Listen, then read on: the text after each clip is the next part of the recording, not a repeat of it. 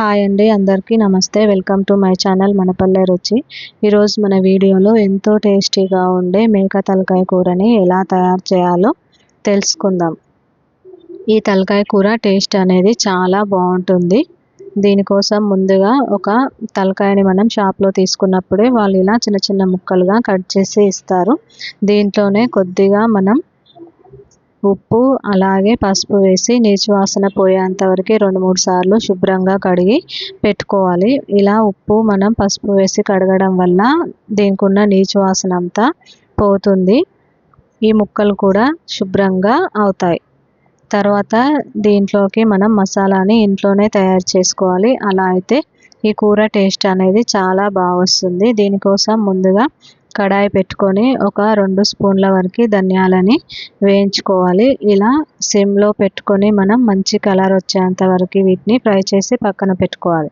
తర్వాత ఇందులోనే కొద్దిగా సాజీరను కూడా వేసి ఇలా చిటపటలాడేంత వరకు ఫ్రై చేసుకొని తర్వాత ఇందులో ఒక 3-4 లవంగాలు, పువ్వు వేసుకొని ఫ్రై చేసుకోవాలి.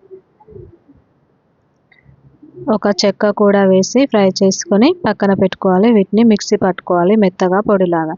తర్వాత స్టవ్ పైన మనం ఇప్పుడు కుక్కర్ని పెట్టుకొని కొద్దిగా ఆయిల్ వేసుకోవాలి. మీరు ఇదే ప్రాసెస్లో గిన్నెలో కూడా చేసుకోవచ్చు.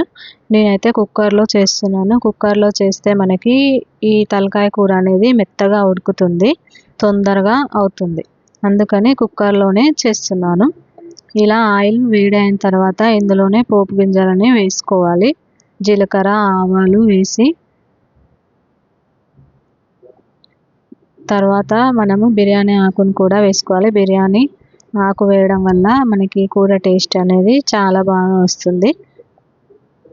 ఇలా వేసిన తర్వాత ఇందులో మనం సన్నగా కట్ చేసి పెట్టుకున్న ఉల్లిపాయల్ని వేసుకోవాలి. ఈ ఉల్లిపాయలు అనేవి కొద్దిగా కలర్ మారేంత వరకు మనం ఇలా కలుపుకోవాలి. కరివేపాకును కూడా వేసి వీటిని గోల్డెన్ కలర్ వచ్చేంత వరకు ఫ్రై చేసుకోవాలి.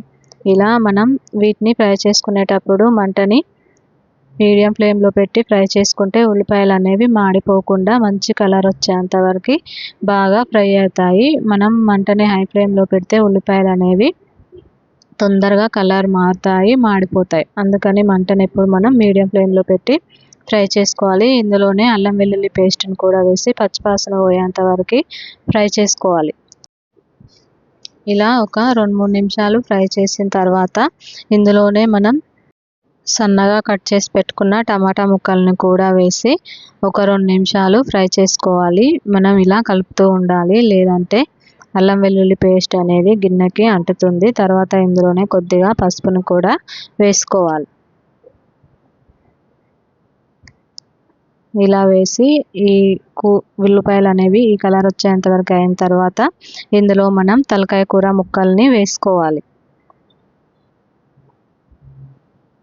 ముక్కల్ని ఇలా వేసిన తర్వాత ఒక 3-4 నిమిషాలు మనం మంటని హై ఫ్లేమ్లో పెట్టి కొద్దిగా ఆయిల్ అనేది పైకి తేలేంత వరకు ఉడికించుకోవాలి.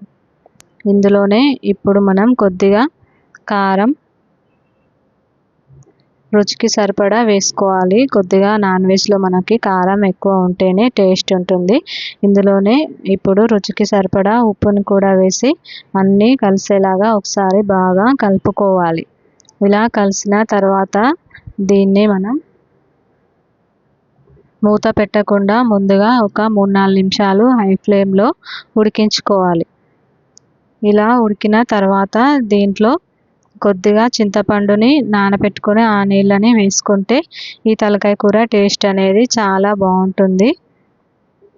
ఇప్పుడు మూత పెట్టి విజిల్ పెట్టుకొని ఒక 10 విజిల్స్ వరకు వచ్చేంత వరకు హై ఫ్లేమ్లో పెట్టి ఉడికించుకోండి. మనకి కూర ఉడకడానికి ఎక్కువ టైం పడుతుంది. ఇలా విజిల్స్ పోయిన తర్వాత మూత తీసి చూసుకుంటే ఒకవేళ మీకు కూర ఉడకలేదనిపిస్తే మళ్ళీ ఒకసారి మూత పెట్టి 4-5 విజిల్స్ వచ్చేంత వరకు ఉడికించుకోవాలి. లేదు అంటే మూత తీసి ఇలాగానే ఒక 5-6 నిమిషాలు హై ఫ్లేమ్లో ఉడికించుకున్నా కూడా సరిపోతుంది. మనకి తలకాయ కూర అనేది లేతగా ఉన్నట్లయితే తొందరగా ఒక 10-12 విజిల్స్కి ఉడుకుతుంది. కొంచెం ముదురుగా ఉన్నట్లయితే ఒక 15 విజిల్స్ వరకు పెడితే సరిపోతుంది. మూత తీసిన తర్వాత ఇందులో మనం ముందుగా రెడీ చేసి పెట్టుకున్న గరం మసాలాని వేసుకోవాలి. అలాగే ఇలా సన్నగా తరిమి పెట్టుకున్న కొత్తిమీరని బాగా శుభ్రంగా కడిగి వేసుకోవాలి. ఒకవేళ మీకు టేస్ట్ ఈ టైంలో చూసుకొని ఉప్పు కారం ఏదైనా సరిపోకపోతే వేసుకుంటే సరిపోతుంది. ఇలా వాటర్ అనేవి పూర్తిగా దగ్గర పడేంత వరకు ఉడికించుకుంటే ఎంతో టేస్టీగా ఉండే మేక తలకాయ కూర అనేది రెడీ అయిపోతుంది. మీకు కనుక ఈ వీడియో నచ్చినట్లయితే లైక్ చేయండి, షేర్ చేయండి, కామెంట్ చేయండి. మరిన్ని మంచి వీడియోస్ కోసం మా ఛానల్ మన పల్లె రుచిని సబ్స్క్రైబ్ చేసుకోండి.